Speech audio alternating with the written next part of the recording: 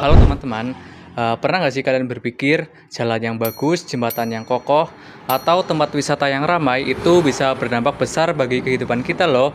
Nah, di balik semua itu ada yang namanya pendanaan infrastruktur publik, di mana pemerintah menyediakan dana untuk membangun fasilitas yang kita gunakan setiap hari. Tapi apakah pembangunan infrastruktur itu selalu berdampak positif atau di sisi lain malah berdampak negatif bagi masyarakat?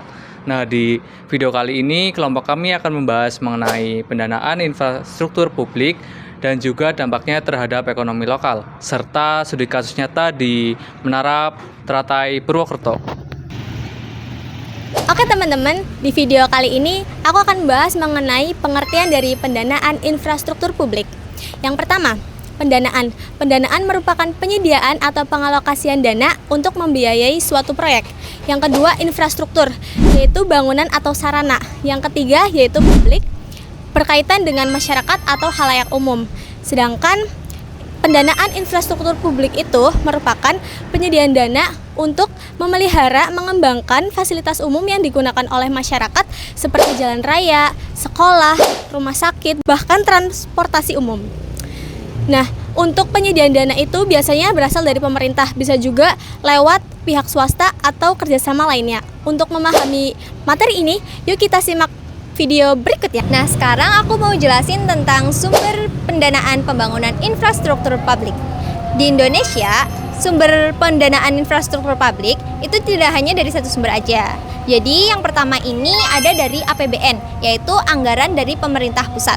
Biasanya dipakai untuk proyek-proyek besar seperti jalan tol atau pelabuhan. Kemudian yang kedua ada APBD, yaitu anggaran dari pemerintah daerah. Biasanya dipakai untuk pembangunan yang lebih dekat dengan masyarakat. Contohnya seperti pasar atau jalan daerah. Nah, selain itu juga ada dana dari pusat ke daerah seperti dana alokasi khusus. Karena anggaran pemerintah itu terbatas, jadi ada kerjasama dengan swasta juga lewat skema KPBU. Kemudian bahkan ada juga kontribusi dari pengembang. Jadi dengan adanya sumber-sumber ini, pembangunan infrastruktur dapat lebih merata dan juga dapat membantu meningkatkan ekonomi di daerah. Selanjutnya, aku akan membahas jenis-jenis infrastruktur. Yang pertama ada infrastruktur keras. Infrastruktur keras ini bisa kita lihat secara langsung loh. Contohnya seperti jalan, jembatan, dan listrik. Yang kedua, infrastruktur keras non-fisik. Meskipun sama-sama keras, akan tapi ini tidak bisa dilihat. Contohnya seperti sistem pengolahan limbah dan pasokan energi. Selanjutnya yang ketiga yaitu infrastruktur lunak. Ini berkaitan dengan sistem dan juga aturan, contohnya pendidikan, kesehatan, dan juga hukum. Yang keempat yaitu infrastruktur sosial. Ini berupa fasilitas untuk kesejahteraan masyarakat, contohnya sekolah, rumah sakit, taman, dan juga tempat ibadah. Yang terakhir yaitu yang kelima adalah infrastruktur hijau. Jenis ini itu fokus pada lingkungan, contohnya hutan kota dan juga taman kota. Adapun dampak positif diantaranya, yang pertama terbukanya peluang usaha bagi masyarakat sekitar. Lalu yang kedua ada terbentuknya perkumpulan pedagang. Dan yang ketiga yaitu meningkatnya kunjungan wisatawan. Adapun dampak negatif diantaranya, yang pertama sengketa dan ketidakpastian lahan. Lalu yang kedua hilangnya estetika dan ketertiban. Dan yang ketiga yaitu potensi hilangnya pendapatan daerah. Selanjutnya, peran pemerintah dan kebijakan dalam pendanaan pembangunan infrastruktur publik. Pemerintah memiliki peran penting dalam pembangunan infrastruktur publik, seperti jalan, jembatan, pelabuhan, dan fasilitas umum lainnya.